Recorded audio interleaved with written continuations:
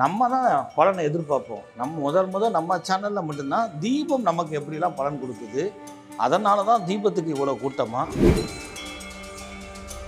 முதல்ல கார்த்திகை தீபத்துக்கு என்ன மாதிரி விரதம் அப்படிங்கிறத தெரிஞ்சுக்கணும். எல்லா வேலையும் செஞ்சுட்டு தேங்காய் பழம் உடைக்கிறப்ப வீட்டு வாசலுக்கு வெளியில் வந்து மலையை பார்த்து உடைப்பாங்க. இது அரிய பெரிய நிகழ்வு. ஏன்னா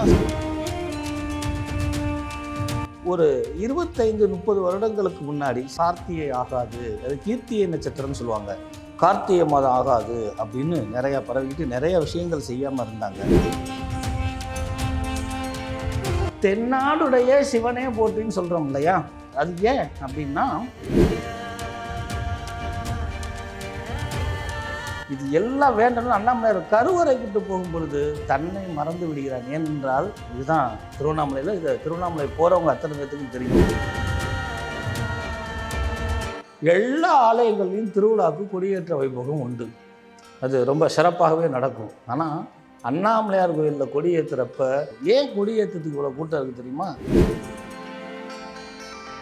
காலதாமத திருமணத்தை முறியடிக்கணும். நம்ம நேயர்கள் எல்லாத்துக்கும் இது முக்கியம். இந்த காலதாமத திருமணத்தை முறியடிக்கணுமா, நீங்கள் சொல்ல வேண்டிய மந்திரம். பொருளாதார அபிவிருத்தி வரணுமா, நீங்கள் சொல்ல வேண்டிய மந்திரம். இதில் கூடுதல் சிறப்பாக பரணி தீபம். இந்த பரணி தீபத்தை பரணி சுக்கிரனுக்கு வந்தது. அதிகாலையில் ஏதோ 5 விளக்கு எடுத்துகிட்டு மூலஸ்தானத்திலிருந்து கொண்டு வரோமே என்ற அலட்சியமாக இருக்காமல், சார் நாளைக்கு 10 லட்ச ரூபா பணம் வருமா சார்? 10 லட்ச ரூபா வராது. பொண்டாட்டி திட்டமாட்டா, கடன் கண்ட்ரோலுக்கு வரும், பேங்கில் கட்ட லோன் வந்துடும், வீடு வாசலை கட்டலாம், உங்கள் வீட்டில் குலதெய்வம் கட்டுப்பட்டிருந்தால் விடுபட்டுரும்.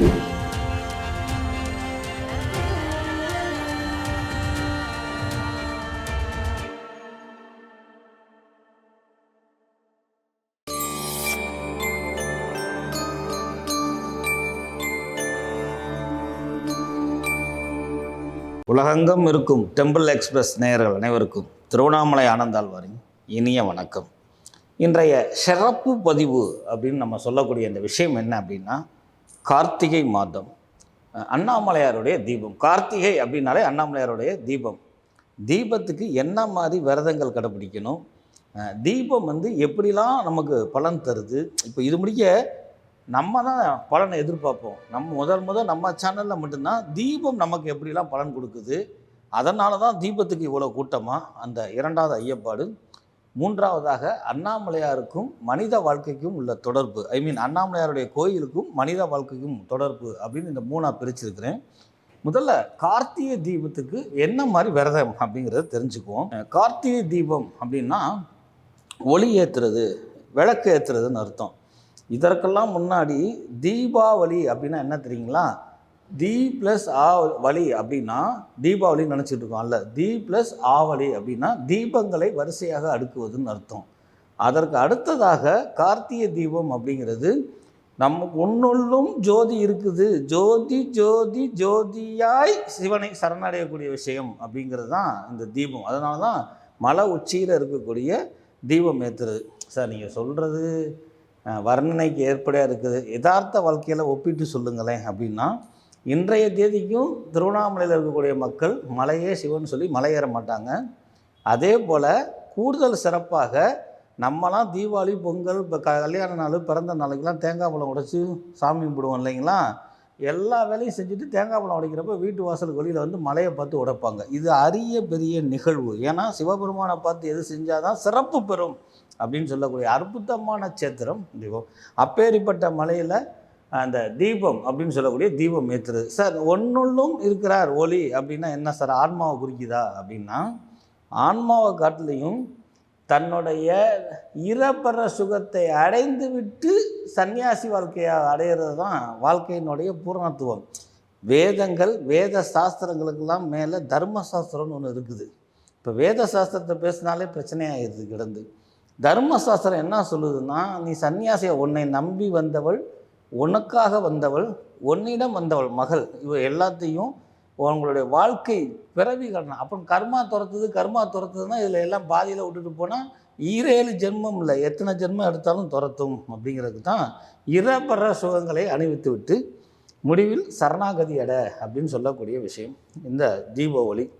சார் ஒன்னொன்றும் ஒளியாக இருக்கிறது எப்படி அப்படின்னு ஒரு விளக்கம் சொல்லுங்களேன். ஐயோ ஆனந்தல்வா ஸ்லோகம் மந்திரம்லாம் சொல்ல வேணாம், எளிமையாக எதிர்பார்க்குறீங்க இல்லையா? எளிமையாக சொல்கிறேன். இந்த ஆனந்தாழ்வாரையராகிய நான் உங்களிடம் பேசி கொண்டிருக்கிறேன். அடுத்த நிமிடமே மரணம் ஏற்பட்டால் எனக்கு ஆழ்வாருன்னு சொல்ல மாட்டாங்க. இந்த பிணம் எப்போ எடுக்கப்படும்? இந்த சவம்னு பேர், அது பிணம்னே கிடையாது. இந்த சவத்துக்கு சிவன் இருந்தால் தான், ஜீவன் இருந்தால் தான் ஆனந்தாழ்வார். அப்போ ஜீவன் இல்லையே சவம். சவமாக திரிந்து கொண்டு இருக்கிறாயே, உன்னுடைய இறப்புற சுகங்களை மீறி அந்த சரணாகதி அடையக்கூடிய விளக்கம்தான் இந்த தீப ஒளி. இதுதான் இந்த திருவண்ணாமலையுடைய தத்துவம், தீபம்.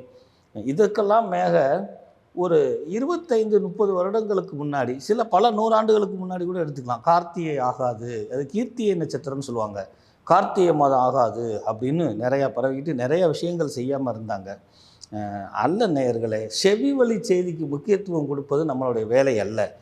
கார்த்திகை மாதம்தான் கார்த்திகை பெண்கள்னால முருகன் அவதரித்தான்.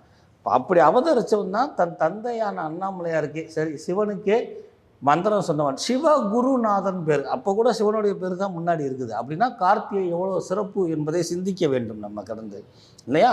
நம்ம வாழ்க்கையில் இனிமேல் நம்மளுடைய தெய்வத்தினுடைய அனுகிரகத்தை எடுக்கணும். இன்னும் புரிகிற மாதிரி சொல்கிறேன் சார். தலை வலிக்குது சார், மூத்தடவுனா தலைவலி போடும், என்ன செய்யணும்? அண்ணாமலை என்னென்ன அருணாச்சலத்தினரை உன் பிறவி கடனை கடந்து விட்டாய். அதனால தான் நிறைய சிவசேத்திரங்கள் இருக்குது. விநாயகருக்கு 1008, அம்பாளுக்கு அப்படின்னு இருக்குது. சிவபெருமானுக்கு எல்லாரும் சொல்கிறாங்க 64-94, எண்ணற்ற சிவன்கள் இருக்குது. இதுக்கு ஒரு சின்ன விளக்கம் சொல்கிறேன். தென்னாடுடைய சிவனே போற்றின்னு சொல்கிறோம் இல்லையா? கதை சொல்லலை. அது ஏன் அப்படின்னா, கைலாயத்தில் சிவபெருமானுடைய திருமணம் நடந்தது. இந்த கைலாயத்தில் சிவபெருமானுடைய திருமணம் நடக்கும் பொழுது அகத்தியரை விட்டு அந்த பக்கமாக, அதாவது இப்போ இருக்கக்கூடிய இமயமலை இருக்குல்ல, நம்ம லடாக்லாம் இருக்குல்ல, அது லடாக்குன்னு தூக்கிடுச்சு கிடந்து. உடனே சிவபெருமான் பார்த்தார், அகத்தியரை கூப்பிட்டு, நீ குட்டையாக இருந்தாலும் கனமாக இருக்கிற, என்ன மாதிரி பாடியாக இருக்கிற, போ தென்னகத்து பக்கம் போய் நில்லுனார். அகத்தியர் தென்னகத்து பக்கம் நின்ற உடனே பூமி சமமாகப்பட்டது. இதனில் ஒரு ஜாதகத்துக்கும் இதற்கும் தொடர்பு இருக்குது. அகத்தியர் நின்ற நிலையம் தென்னாடு வரிசை பக்கம். அப்போ இது இரண்டுக்கும் இடைப்பட்ட பகுதி தான் பூமத்திய ரேகை, அச்ச ரேகை, தீட்ச ரேகை, ஜான்சி, கிட்டாச்சி, இப்படி பிரிச்சிருக்கிறாங்க நிறையா. இது ஒன்றோட ஒன்று தொடர்பு படுத்துறது எதுக்குன்னா, இன்னொரு சிறப்பு நிகழ்ச்சியில் இதை பற்றி உங்களுக்கு விளக்க சொல்கிறேன். அப்படி இருக்கப்பறம் அகத்தியர் இருக்கிறார் இல்லையா, அவரை கொஞ்சம் என்ன மாதிரி வில்லங்கம் பிடிச்சவர், எல்லாரும் கல்யாணம் பார்க்குறாங்க, நம்ம கல்யாணம் பார்க்காம இருக்கிறோமே அப்படின்னு அவருக்கு ஒரு வருத்தம். அப்போ என்ன செய்கிறாருன்னா, சிவனே சிவனே சிவனேன்னு போகிறப்ப எல்லா இடத்துலையுமே லிங்கத்தை பிரசிஷ்டை பண்ணிட்டு போகிறாராம். அதனால தான் தென்னாடுடைய சிவனை. இதை சார் நீங்கள் கம்போடியாவில் மட்டும்தான் தோண்டி எடுத்தாங்க நிறைய சிவலிங்கம், அல்ல. இன்றைக்கும் பூமியில் தமிழகத்தில் தென்னகத்தில் எங்கெங்கேயோ இதில் சிவலிங்கம் உருவாகிறத தொலைக்காட்சியிலையும் பேப்பர்லையும் பார்த்து கொண்டு இருப்பீங்க. இதை விட இருக்கிற அத்தாட்சி என்ன வேணும்? இது கடந்து சிவபெருமான் பார்த்தேன், ஐயோ வில்லவன் பிடிச்சுவேன், ஊருக்குள்ளே சிவனை வச்சுட்டா வாழ முடியாது அப்படின்னு சொல்லி திருவிடை மதுரில் திருமண காட்சி நடத்தி கொடுத்தான். அதற்கும் திருவண்ணாமலைக்கும் என்ன சம்பந்தம்? அகத்தியர் கூட பிரார்த்தனை பண்ணி உருவத்தை ஏற்படுத்தி மனதார பிரார்த்தனை பண்ணார். என் அப்பன் அண்ணாமலையார் எப்படி பார்த்தோம்னா, அண்ணா என்றால் உயர்ந்தன்னு அர்த்தம், அண்ணா என்றால் அண்ட முடியாதுன்னு அர்த்தம், அண்ணா என்றால் உன்னையே அண்டி இருக்கிறேன் என்ற அர்த்தம். இந்த பெண்கள் ஒரு சில, நான் கேஸ்ட்டு சொல்ல வரல, அண்ணான்னு வீட்டுக்காரரை கூப்பிடுவாங்க. எதுக்கு அப்படின்னா, மிக உயர்ந்தவரே அப்படின்னு அர்த்தமா கடந்து. அருணாச்சலம் அப்படின்னா வெப்பமயமானவரே அப்படின்னு அர்த்தம். உடம்புல சூடு இருந்தால் தான் ஜீவன் இருக்கும். ஒரு குளிர் ஒரு உடலில் சரியில்லைன்னா பாதத்தில் தேய்ச்சி விடுவாங்க, அந்த சூடு பறந்த உடனே உடம்பு சமநிலைக்கு வரும்னு. இங்கே அண்ணாமலையை நினைச்சாலே உடம்புல சூடு ஏறிடும். இதுதான் தாத்பரியம், இது நெசத்தமான உண்மை. இதற்கு இன்னொரு உதாரணம் சொல்லவா? ஆலயத்தில் கருவறைக்கு செல்லும் பொழுது உங்களை அறியாமல் என்ன வேண்டணும், ஒருத்தர் ஆடிக்கார் வேணும்னா, முக்கால்வாசி பேர் பிள்ளை வேணும்பா, அதை காட்டிலையும் 175 பேர் பொண்டாட்டிட்டு அடி வாங்கக்கூடாது சார்னு வேண்டிக்கிட்டு இருக்கிறான். இது எல்லாம் வேண்டணும். அண்ணாமலையார் கருவறைக்கிட்டு போகும் பொழுது தன்னை மறந்து விடுகிறான். ஏனென்றால் அண்ணாமலை நினைக்கிறத காட்டிலிங்க அண்ணாமலையை பார்த்த உடனே அவன் உன்னை ஆட்கொண்டு விடுகிறான். இதுதான் திருவண்ணாமலையில், இதை திருவண்ணாமலை போகிறவங்க அத்தனை பேர்த்துக்கும் தெரியும். அந்த அண்ணாமலையார் என்ன சொல்கிறான்னா, உபுதிப்பட்டை போட வேணாம், திருநீர் அணிய வேணாம். திருநீருக்கும் உபுதிப்பட்டைக்கும் வித்தியாசம் இருக்குது. திருநீர்னா எடுத்து அப்படி பூசிக்கிறது, உபுதிப்பட்டைன்னா 3 விரலை எடுத்து சிவாய நமகன் போடுறது. உத்திராட்சம் போட வேணாம், எல்லோரும் பார்க்கணுமோங்கிறதுக்காக காவியும் கலரும் மாற்ற வேணாம், தன் உடலையும் ஊனையும் குறுக்கி உலகத்தில் நடிக்க வேண்டாம். இத்தனையும் இருக்குது. சூசகமாக சொல்கிறேன் நான். இதெல்லாம் வேணாம், அண்ணாமலையே என்று நீங்கள் பிரார்த்தனை. ஒரு ஜாதகத்தில் விதி சரியில்லை, என்ன செய்யலாம்? பரிகாரம் பண்ணலாம், பிரார்த்தனை பண்ணலாம், உருண்டு கொடுக்கலாம், தானம் கொடுக்கலாம், தன் கண்ணை கொடுக்கலாம், தன் கையை கொடுக்கலாம், பிள்ளை கறி சாப்பிடலாம், சிவபெருமான் வரலாறு இருக்குது. இவ்வளோ கஷ்டப்பட வேண்டியதே இல்லை. எளிமையானவன் என் அப்பன் அண்ணாமலையார். எப்படி தெரியுமா? அண்ணாமலையார் ஒன்றுமே இல்லை, அண்ணாமலையாரே அப்படின்னு சொல்கிறோம். என்ன சார் கொஞ்சம் புரிகிற மாதிரி சொல்லுங்கள். உன் ஜாதகத்தில் விதி சரியில்லை, கதியே என்று அண்ணாமலையாரை சரணை அடைந்தால் ஒரு விதி மாறிடுமா?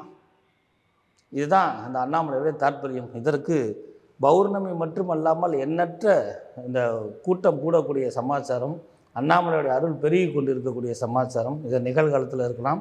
மேலும் ஒரு உதாரணம் சொல்லுகிறேன். எல்லா ஆலயங்களையும் திருவிழாவுக்கு கொடியேற்ற வைபவம் உண்டு.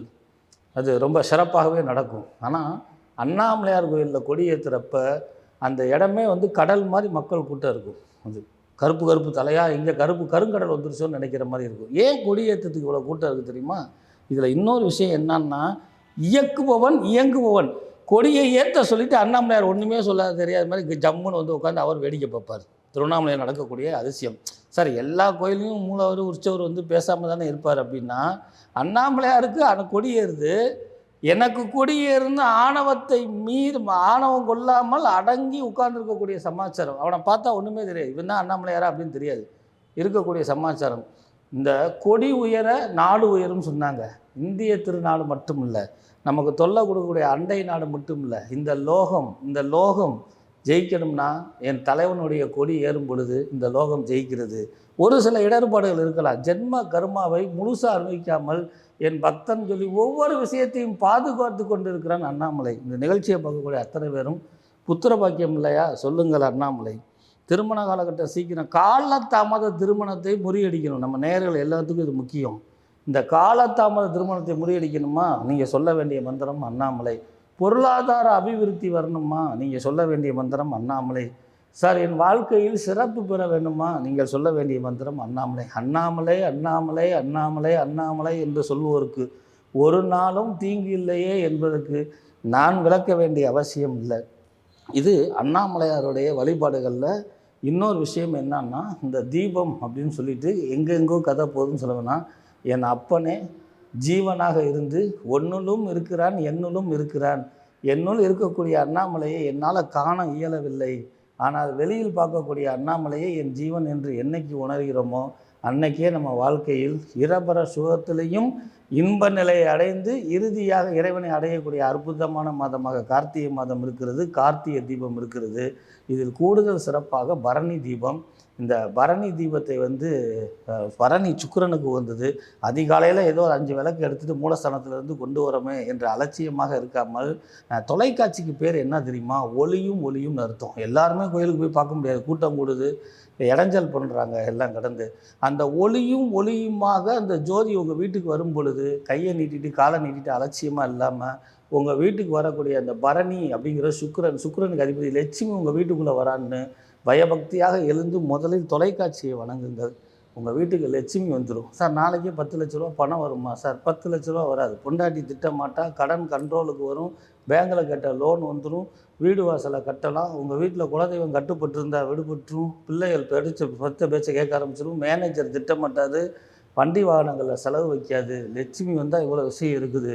பரணி தீபத்தை தொலைக்காட்சியில் பார்க்கக்கூடிய நம்ம மாதிரி நேயர்களுக்கு நம்ம தொலைக்காட்சியை வழங்கக்கூடிய இந்த பரணி தீபத்துக்கு முறையாக உங்களுடைய இல்லங்களுக்கு எழுந்து நின்று வழிபாடு பண்ணி அடுத்து வரக்கூடிய மகா தீபம் அண்ணாமலையரை காணும் மாதிரி அவனுடைய அருளால் நம் நேயர்கள் மட்டுமல்ல இந்த லோகம் எல்லாம் செழிக்கணும்னு அண்ணாமலை பொற்பாதத்தை வணங்கி உங்களிடமிருந்து விடைபெறுவது திருவண்ணாமலை ஜோசியர் ஆனந்தாழ்வார். வணக்கம்.